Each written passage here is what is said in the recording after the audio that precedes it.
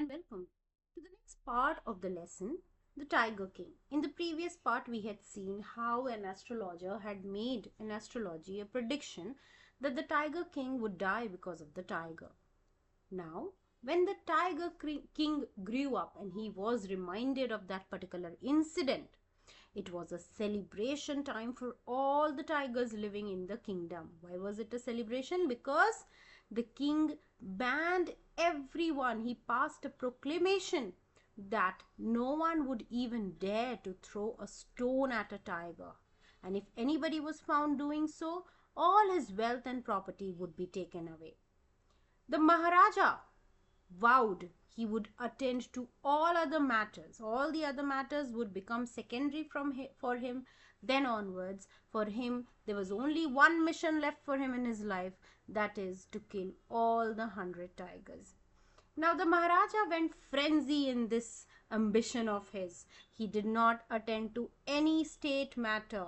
He was once even in the danger of losing his throne when a high-ranking British officer visited Pratibandhapuram.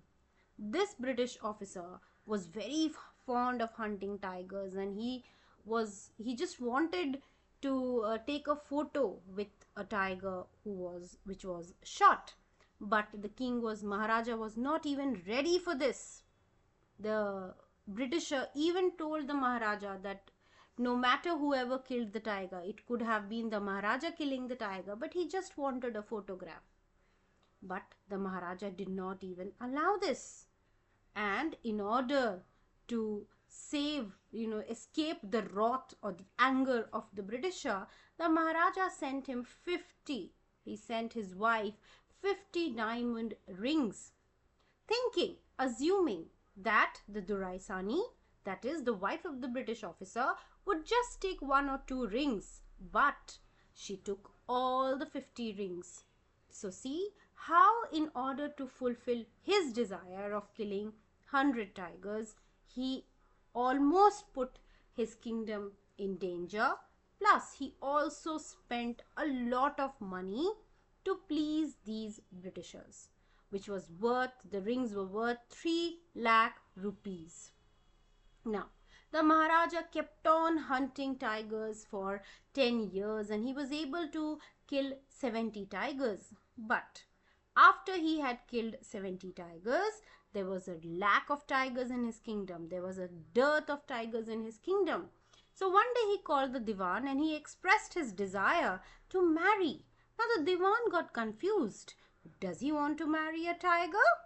That's when the king told him about his plan. He wanted to marry a girl in such a province which had many trees, consequently many tigers, and so that he could complete the mission of killing 30 more tigers. So the Maharaja got married, and every time he went to visit his father-in-law, he killed 5 or 6 tigers. So this is how he was able to complete 99 tigers.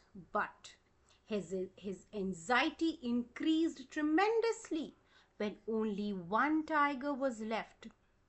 By this time, even the tigers in his father-in-law's kingdom got over, and it became impossible to locate tigers anywhere. Just 1 tiger was required, but that 1 tiger became extremely difficult to be found. So, and now he is getting more and more scared of the astrologer's prophecy, because he's not able to get the 100th tiger. And so Maharaja was sinking more and more into depression. But soon came the happy news which dispelled the gloom. In his own state, sheep began to disappear. Now, when sheep began to disappear, it meant there was a tiger which was killing the sheep. But still they were not able to find the person or the animal which was killing the sheep. First, people thought that maybe it was the work of Khader Mia Sahib or Sami Naikar, both who had an ability to eat the whole sheep all at once. Surely the king had thought that it was a tiger which was killing the sheep, but no. there was no tiger to be found.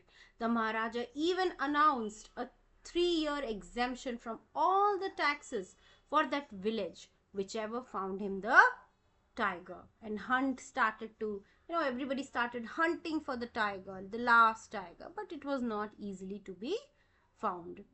So finally, it was the Diwan who came up with a plan, because if he knew that if the Maharaja did not find a tiger soon, the result would be really bad.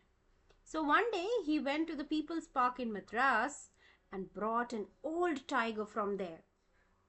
And next day he literally dragged the tiger out of his car and left him in the jungle.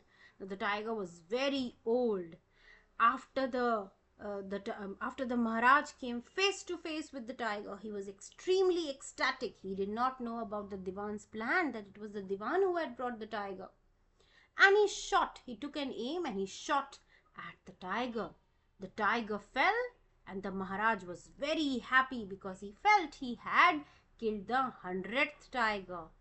But lo, after the Maharaj left, when the hunters went to take a closer look at the tiger looked back at them. The tiger was not at all dead. Now the hunters were very scared.